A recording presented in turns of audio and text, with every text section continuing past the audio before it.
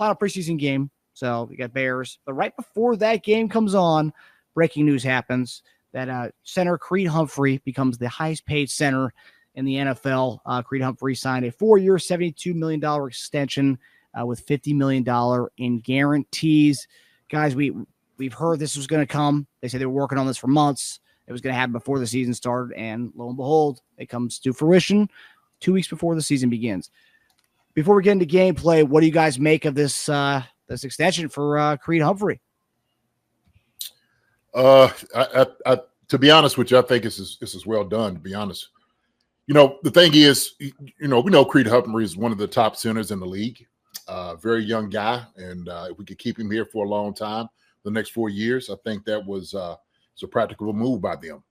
I don't see anything wrong with it. We talked about there are priority guys that you want to sign. Creed Humphrey was one of them. We talked about also too, maybe Trey Smith, and then we talked about Nick Bolton as well. So they got one guy under the belt so far, a very, very imperative position, especially in offense. It's good to have continuity, especially with the center and Patrick Mahomes. So we know Patrick Mahomes and Creed Humphrey is going to be his guy to protect him for a long, long time. And so I think he was probably the higher priority than everybody else, and they got the deal done. I think everybody's happy. Tej, your thoughts? As far as APY goes, the difference between Creed and the second highest paid center, Ragnow, is almost the difference between Ragnow and the sixth highest paid center. So he makes 4.5 more than the next highest paid guy. So it wasn't like one of those deals where they tell the agent and the player, oh, we're going to make you the highest paid, and it's like 0.25 more than the guy below him. I mean, they kicked the door down with 4.5 more a year than the next guy on that list. Like, they weren't messing around, right? So it just shows you how much they want him. Could you imagine if he snapped the ball perfectly every time? He probably made like 25 a year. I had to say something about snaps. Maybe he did ask for more. They were like, I don't know, you do snap the ball low sometimes. Now all eyes are on really Trey Smith as his running mate. I know everyone always thought it was like one or the other, but let's hope he still gets signed too and keep this line intact for a while. Yeah. And look, man, the reality is, man, like I said before, he's one of the top centers here. It's no question, right? If you could keep certain guys together, especially young guys that is like solidified in what you do. I mean, shoot, with that Creed Humphrey that's an easy deal to make. I think it's an easy deal to make. I think he loves being here with Kansas City. And here's the thing. Creed Humphrey sets the market for centers. So all of the centers need to call him and say, hey, thank you, Creed, for doing what you just did, right? True. Because now that's the base. Is like, okay, this is what it is. So next time I'm going in to try to get my deal, I've got to try to see what Creed is getting, right? And so he opened the door for, like you said, kick the door down for other centers to go out there to make some money. Yeah. Good for him. Good for him. Big time. What do you think that means for Trey Smith? Do you think that means that, the fact that he got this much money, that means they won't spend up on Trey Smith? Because, we saw this offseason, the guard market kind of went nuts. That we've never seen the guard market like we have, but like we saw this summer. And does that bode well for a Trey Smith contract? What do you guys think? Too soon to tell. The thing is, Trey's going to have to play. He's not worried about the contract. Like he said, he's going out there to go play, and that's all he needs to worry about. If he plays well, he will be rewarded. But I think for them, it's just priority. So Trey can't count Creed's money. He can't do it. All he can do is control what he can control. So, like I said before, if he does a great job, then you reward a guy like that. Have you believed the Nate Taylor story? That's one half of his story, right? Dunn. He said they try to extend both in the next month. So what, 2.5 weeks later, that's one done. So maybe they get Smith done. Those two guys are boys. So they'd like to spend the next at least 4 years together, right? Mm-hmm. And we've talked about this before. Not all that money was spent, so there's some cash, there's some do-re-mi to go around. Yeah, it's also a lot of money on the offensive line, which is a great place to spend your money when you're protecting, who number 15 back there. So it's a good place to spend your money, I would say. Yeah. So obviously, all in all, a consensus here, we're happy about Creed Humphrey staying in Kansas City for the next 4 years. Wanya Morris, who was battling for the left tackle spot with Kingsley Suamatia, and it seems like obviously Kingsley's kind of taken that and kind of run with it, being the starting left tackle going into the season. But Wanya looked like he hurt his knee badly. I haven't seen any updates yet on retweaked it. What's that? He retweaked the injury he already had. Retweaked it. Okay. So that's I don't know if that's how long that is, but it doesn't sound like it's something serious. Reed said he should be okay, but he just rest a little bit. Okay, so that's not as bad as I thought it was going to be. It looked really bad from the from watching the game. But JD, you texted me. One of the things you texted me throughout the game was we might need to go get an offensive tackle with Wanya getting hurt. I think that kind of even puts even more of a stamp on the fact that we need to get another guy because, I mean, also too not just Wanya. We talked about Lucas Niang, how his play looked. I mean, God forbid Juwan Taylor goes down, we're going to have to rely on Lucas Niang, and that's a scary thought. I'm not trying to knock on Lucas Niang, but I'm just saying, it's a scary thought going from a guy who's making $70 million to a guy who hasn't really lived up to his expectations coming out of TCU. But what did you make of the Wanya injury? Obviously, we know it's a retweakage of an injury, but what do you make of where we are right now in the tackle depth department? I think we're in need of a guy. When I'm looking on here, and like you said, Niang, he's serviceable. He does a decent job at points. He has spots that he does a really good job, and there's other times that you're like, whoa, wait a minute, hold on, like that's a little bit too much. The pressure, penetration, getting your feet kind of tied up. That when Wande went down, I think there's a need. The younger guys, we were just talking about Ethan. He's a big guy, man, but he's just not ready for the speed of the game. He's just not. And we're talking about, going against the real guys, like we start talking about. I mean, Baltimore, Cincinnati, Atlanta, Chargers, Saints. Driscoll's not ready. If he has to be that guy, Chu's not ready. If he has to be that guy, so I think it's necessary for you to go get a guy, man, who understands, who's being played at a high level. I don't know who that could be.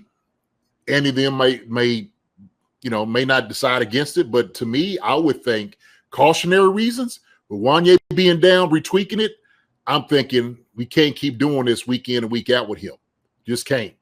And so if somebody else get hurt, right, Juwan or King Suma, we're in a bad way, man. We're in a bad way. I'm telling you. And it's nothing against the other guys, okay? It's just you're young, you're inexperienced. Getting a guy here who's been in the fire before is a practical way to deal with this. And I think they will. I think they'll start looking at a left tackle, to be honest with you. So I would do that. That would be me, okay? So instead of playing musical chairs, it's easier playing musical chairs from the inside of the interior, right? Guard, center. You could do that. Those guys can kind of make that transition. But we're talking tackles now, okay? And it's real. It's a thin line between good and great. It's a thin line because you get exposed out there, man, especially out there on the island. So I don't know. What do you think, Tej? We're talking about Driscoll not being ready. He's pretty close to playing some major snaps if someone else were to go down. Oh, he's man. Very close to being like a starting old lineman by like mid-season. No, hold on. What do you mean? Like you say he's good enough to do that? No, I'm just saying. Oh, okay. Circumstance. All right. Okay. Yeah. Circumstance and bad luck, I guess. Right. But good luck for him. I mean, he's happy about that, I'm sure. Like, hey, he can make a name for himself, and who knows? He can grow up real fast.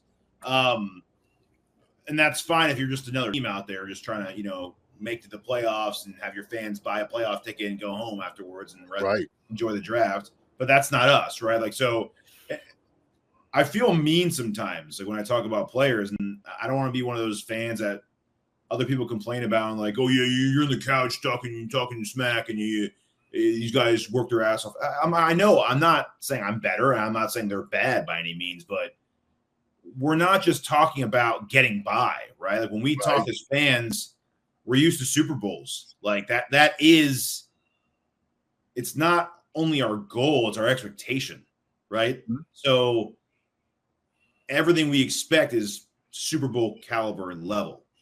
And I'm not dogging certain guys like Driscoll by saying they're not ready for that, because they're not. They're not ready to be a starting left or right tackle for a Super Bowl caliber team. It's just not. I mean, in the past, could we have said that about guys like maybe Allegretti when we weren't expecting that? Sure. But, you know, and some guys step up, some guys don't, right? Some guys step down. But it's the reason why we're sitting here saying we need to look at a veteran tackle. Yeah. I'm not sure the problem with that is, though, as it stands, if you're a free agent, you're looking for two things. You're looking for a payday, even if for a 1-year payday, or you're looking for a way to showcase that you can get a payday. As it stands, we have two starters on the left and right side, you know, who are not really going to let that happen unless they get injured. So is a guy going to sign a contract with a decent-sized name, going to sign a contract to maybe play a good amount this year? Or is he like on a sure thing? Like if Taylor's injury was a lot worse, we knew he was out for a while, yeah, boom, you'd have like guys on the phone instantly, but yes, I want to be a Chiefs starting right tackle tomorrow. Right. Like, right. I think that'd be a guarantee, but it's not a guarantee right now. I'm glad it's not. I want Taylor and Kingsley to start, unless we just overpay for a guy. But the good thing is, the tackle market's not like the D tackle market. The O tackle market, it's actually really good. Yeah. If you look at like the pre-off-season free agent lists, most of the top 10 on that O tackle list is still available, which is crazy. Most of the top like 15 still available by a large margin. So that's a good thing. And those guys, I think, are just being patient, waiting for that opportunity that we just talked about when a guy goes down and they're like, yeah, I want to be your starting tackle the rest of the season. It's a good and bad thing. We're not desperate yet. We can use an insurance policy, but you're probably not going to get the top guys as an insurance policy. You'll probably be able to get the next maybe tier to be able to be a competent starter if one of your guys goes down. And I think that's what we need at this point. I agree with you. And I think that next tier guy is right now. And I think we need to address that right now, because here's the reality, man, is we one play away from that being in that scenario. Yeah. One play away, honestly. And so if I'm sitting there looking at this and I'm looking at the first 5 weeks of the season, 3 of the teams that we have are talking about being a top in the AFC. Okay. So we're talking about this is like where you have to be. Like you have to beat some of these teams, you know, to prepare yourself in a position, especially if you're thinking about playoffs, right? Baltimore, Cincinnati, and the Chargers. Okay. AFC teams, probably the top ones in the AFC teams that we had to go against as the contentions, right?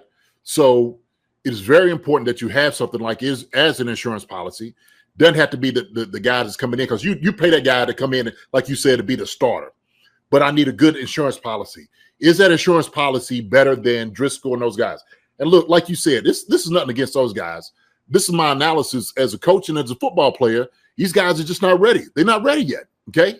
So I'm just speaking reality. This is my opinion on it. And so when I'm looking at people's feet, I'm looking at their technique. Then I have to look at who you're going against. When I'm looking at and evaluating who you're going against on Sunday, I'm saying these guys are not just right. They're not there yet. They're not. So, you know, no slight to them. Sorry. No. It's not, man. You know, so I'm not being mean like, oh, he sucks or he's trash. And of course not. That, man. Yeah. He's coming in. These guys are still developing. Yes. They're still developing, right? And I want them to develop. Yeah, right. Shoot, that's their place on this football team. Yes. A developing tackle. Correct. That's who you are. That's what you are. Yeah. The guys that we need to step up, if anything happened, Wanye Niang might have to take a higher role, and Wanye just gets bit a lot by the injury bug, so we need that other guy there to be an insurance policy, especially with Taylor already dealing with stuff, right? Mm-hmm. Like, so our healthiest best tackle right now is a rookie. Think about that. I know it. Man. I'm glad he looks great. Right. Isn't that crazy? We had to rely on a rookie to come in who wasn't supposed to be NFL ready day one, by the way. No. He wasn't touted as that, or else he would have gone like top 15, 20. Mm-hmm. But hey, lucky for us, he's come in and grabbed it and looked good, right? Good for one quarter. We still don't know what it's going to look like when it's That's true. When he comes in and gets smoked, we're calling Donovan Smith back in 2 seconds. Well, I think that's that. We talk about tackles who are available. I think that's the guy. I think he already has familiarity with the offense. I think that's the guy you bring in. He didn't break the bank on us last year. 1 year, $3 million with the incentives to be a $4 or $5 million. So I think that's the guy you bring in regardless. And also too, JD, I mean, it would be good to have a veteran guy who's won Super Bowls with us and Tampa to be there to kind of coach and help Kingsley. The more kind of, especially because in that room right now, it's not really a lot of veteran guys. It's Kingsley and Wanye. Yeah, true. And we know him. We know Donovan. Donovan's been here, so he knows us. He's very familiar. Welcome in open arms back home. There's nothing wrong with that at all, man. So, hi everybody. Thanks for watching. Subscribe here to get the latest from the show. Also, be sure to check out the best clips from Chief Concerns. And if you prefer to listen to the show, subscribe and follow us on Apple Podcasts, Spotify, and anywhere else you get your podcasts.